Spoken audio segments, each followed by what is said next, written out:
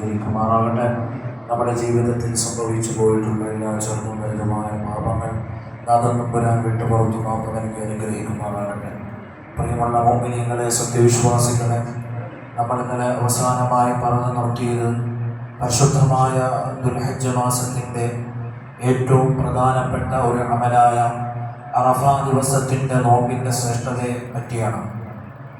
അറഫ ദിവസത്തെ നോമ്പ് ഒരു മനുഷ്യൻ പിടിച്ചു കഴിഞ്ഞാൽ അവന് അല്ലാഹു സുബ്ഹാനഹു വ തആല നൽകുന്ന വാഗ്ദാനം അവൻ്റെ 2 വർഷത്തെ പാപം, അഥവാ സനത്തല്ലദീ ഖബലഹു വ സനത്തല്ലദീ ബഅദഹു, അവൻ്റെ ആ നോമ്പ് പിടിക്കുന്നതിന് മുമ്പുള്ള 1 വർഷം ചെയ്ത പാപവും ആ നോമ്പ് പിടിച്ചതിന് ശേഷം അവൻ ചെയ്യാൻ പോകുന്ന പാപവും അല്ലാഹു സുബ്ഹാനഹു വ തആല പുറത്തു നൽകുമെന്ന് പറയുന്ന ഒരു പുണ്യമായ ഒരു കർമ്മമാണ് അറഫ ദിവസത്തിൻ്റെ നോമ്പ്. മറ്റേത് സുന്നത്ത് നോമ്പെടുത്ത് നോക്കിയാലും അല്ലാഹു സുബ്ഹാനഹു വ തആല ഇത്രത്തോളം ഒരു പവിത്രത ഒരു അമലിനും അല്ലാഹു നൽകാത്തതായി നമുക്ക് കാണാൻ സാധിക്കും. ഇത്രത്തോളം പ്രതിഫലം ഈ ഒരു ഒറ്റ നോമ്പിന് അല്ലാഹു നൽകുന്നതിൻ്റെ കാരണം പരിശുദ്ധമാക്കപ്പെട്ട ഹജ്ജ് കർമ്മത്തിൽ ചെയ്യപ്പെടുന്ന അറഫ എന്ന് പറയുന്ന ആ ഒരു സ്ഥലത്ത് ചെയ്യപ്പെടുന്ന അമലും ആ അറഫ എന്ന് പറയുന്ന സ്ഥലത്തിൻ്റെ മഹത്വമാണ് എന്ന് നാം മനസ്സിലാക്കണം. ഇസ്ലാമിൻ്റെ മറ്റ് സ്തംഭങ്ങളായ കാര്യങ്ങളിൽ പ്രമുഖമായ ഒരു ഇബാദത്താണ് ഹജ്ജ് എന്ന് പറയുന്നത്. ആ ഹജ്ജിൻ്റെ ഏറ്റവും സുപ്രധാനമായ അമല് എന്ന് പറയുന്നത് അറഫയാണ്. ആദരവായ റസൂലുള്ളാഹി സ്വല്ലല്ലാഹു അലൈഹി വസല്ലമ തങ്ങൾ പഠിപ്പിച്ചു, അൽ ഹജ്ജു അറഫ. ഹജ്ജ് എന്ന് പറഞ്ഞാൽ അത് അറഫയിലെ നൃത്തമാണ് എന്ന് പറഞ്ഞാൽ സുപ്രധാനമായ മറ്റുള്ള അമലുകളിൽ നിന്നും ഏറ്റവും പ്രാമുഖ്യം കൽപ്പിക്കപ്പെടുന്ന, പ്രാധാന്യമർഹിക്കുന്ന ഒരു അമലാണ് അറഫ എന്ന് പറയുന്നത്. അപ്പോൾ അത്രത്തോളം മഹത്വമുള്ള ആ അറഫയിലെ നൃത്തം, അല്ലെങ്കിൽ ആ അറഫയിൽ ഹാജിമാർ ഒരുമിച്ച് കൂടി അല്ലാഹുവിന്റെ അടുക്കൽ ദുആ ചെയ്യുമ്പോൾ അതിന് പ്രത്യേകമായൊരു കൂലി അല്ലാഹു സുബ്ഹാനഹു വ തആല അവർക്ക് നൽകുന്നു. അതുപോലെ നമ്മളെ സംബന്ധിച്ചിടത്തോളം മഹാനതന്മാരായ ആളുകളും ആദരവായ റസൂലുള്ളാഹി സ്വല്ലല്ലാഹു അലൈഹി വസല്ലമ തങ്ങളും ആ പുണ്യമായ ദിവസം നോമ്പനുഷ്ഠിക്കാൻ നമ്മളോട് കൽപ്പിക്കുന്നു. ഒരുപാട് ചരിത്രപരമായ നേട്ടങ്ങൾ, ഒരുപാട് ചരിത്രപരമായ സംഭവങ്ങൾ ആ അറഫയിൽ നടമാടിയിട്ടുണ്ട്, അല്ലെങ്കിൽ സംഭവിച്ചിട്ടുണ്ട് എന്ന് നാം മനസ്സിലാക്കണം. അറഫയെ പറ്റി നമ്മൾ പഠിക്കുകയാണെങ്കിൽ മക്കയുടെ തെക്ക് കിഴക്ക് ഭാഗത്തു നിന്നും 21 കിലോമീറ്ററുകൾ അകലെ സ്ഥിതി ചെയ്യുന്ന ഒരു സ്ഥലമാണ് അറഫ എന്ന് പറയുന്നത്. അറബി ഭാഷയിൽ അറഫ എന്ന് പറയുന്നത് അറിയുക, മനസ്സിലാക്കുക, തിരിച്ചറിയുക എന്നൊക്കെ അർത്ഥങ്ങൾ ആ അറഫ എന്ന് പറയുന്ന പദത്തിന് നൽകപ്പെടാറുണ്ട്. ഈ അറഫ എന്ന് പറയുന്ന സ്ഥലത്തിന്, ഈ പുണ്യമാക്കപ്പെട്ട അറഫ എന്ന് പറയുന്ന ഒരു നാമം വരാൻ പല സംഭവങ്ങൾ, പല ചരിത്ര കഥകൾ മഹാനതന്മാരായ ആളുകൾ നമുക്ക് പഠിപ്പിക്കുന്നു.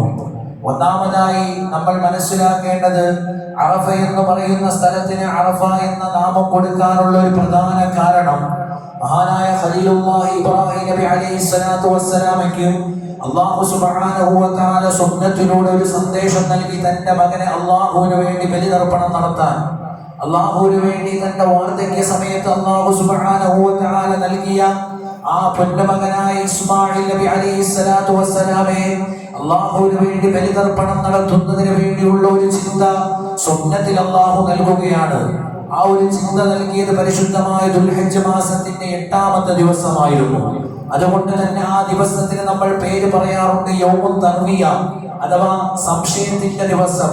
മഹാനായ ഇബ്രാഹിം നബി അലൈഹിസ്സലാത്തു വസ്സലാം ആ സ്വപ്നം ദർശിച്ചപ്പോൾ അവിടുന്ന് വല്ലാതെ ആകുലതപ്പെട്ടു, അവിടുന്ന് വല്ലാതെ സംശയിച്ചു. ഈ സ്വപ്നം എന്ന് പറയുന്നത് യാഥാർത്ഥ്യമാണോ, അതോ അല്ലാഹു സുബ്ഹാനഹു വ തആല എന്നോട് നിറവേറ്റാൻ പറയുന്ന യാഥാർത്ഥ്യമായ ഒരു സ്വപ്നമാണോ, അതോ എന്റെ മനസ്സിന്റെ തോന്നലായിട്ട് ഉത്ഭവിച്ചതായിട്ടുള്ള ഒരു സ്വപ്നമാണോ എന്ന് മഹാനായ ഖലീലുല്ലാഹി ഇബ്രാഹിം നബി സംശയിച്ച ആ ഒരു സ്വപ്നം ദുൽഹജ്ജ് 8 എന്നാണ് നടന്നത്. അങ്ങനെ ആ ഒരു സ്വപ്നത്തിനൊരു നിലവാരവും ഒരു പരിഗണനയും മഹാനായ ഇബ്രാഹിം നബി കൊടുക്കാതെ അടുത്ത ദുൽഹജ്ജിന്റെ 9ന്റെ രാത്രിയായപ്പോൾ മഹാനായ ഇബ്രാഹിം നബി അലൈഹിസ്സലാത്തു വസ്സലാം വീണ്ടും ആ സ്വപ്നം കാണുന്നു.